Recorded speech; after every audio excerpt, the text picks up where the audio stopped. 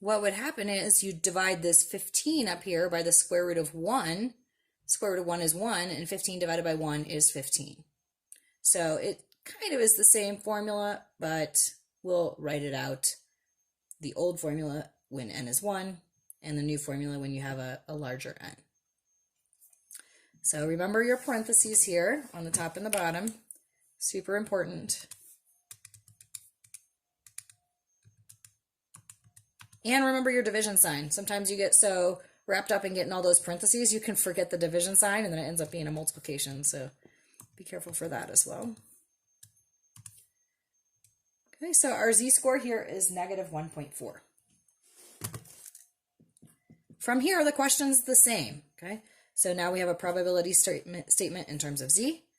The inequality symbol always stays the same. So if it was x bar less than, it's z less than negative 1.4. Here's my curve. 0 in the middle. My z is negative 1.4. And I want the area to the left of that. So again, this is a nice easy one from the table. I look up my value on the table, and that will be my answer. Make sure you're on the negative side, negative 1.4. Negative 1.4 means that you're in this 0 column here.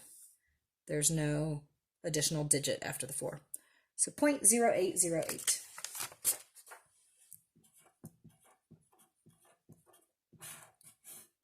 Okay, so if you're looking at the probability that just one woman has a pregnancy less than 261 days, that's about a 32% chance. But if you're getting 9 women all together and you're wondering if their average is less than 261, then that's only about an 8% chance. Okay, so that's basically the kind of question that you're going to be working with in 8.1. So it does reinforce what you've learned in Chapter 7. You'll get more practice on those Chapter 7 concepts, but we have this adjusted z-score formula.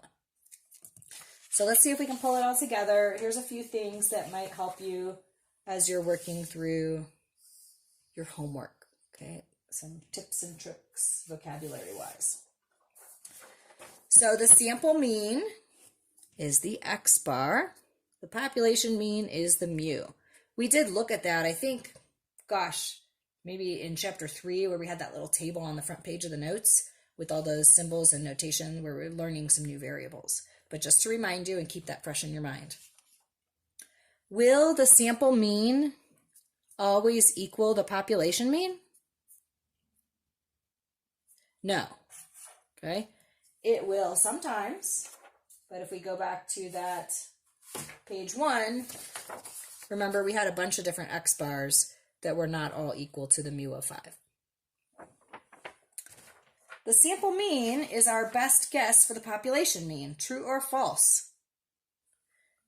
This is true. So we will talk about this in section 9.1.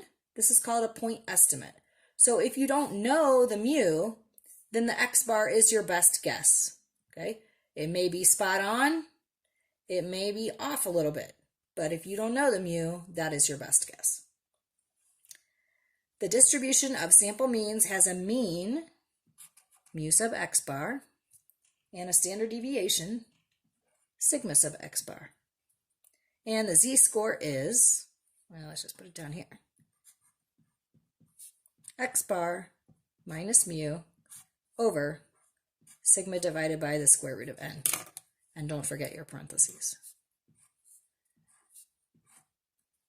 Okay, so I think having this page handy will help you through your Chapter 8 homework. Again, if you like visuals, in Chapter 7, we're working with these z-scores where we're looking at individual x values. In Chapter 8, we're looking at this normal distribution where we've got x bars, different values that we're putting on our curve. Our sample means, not just individual data points. Okay, there's Chapter 8. Have fun with your homework.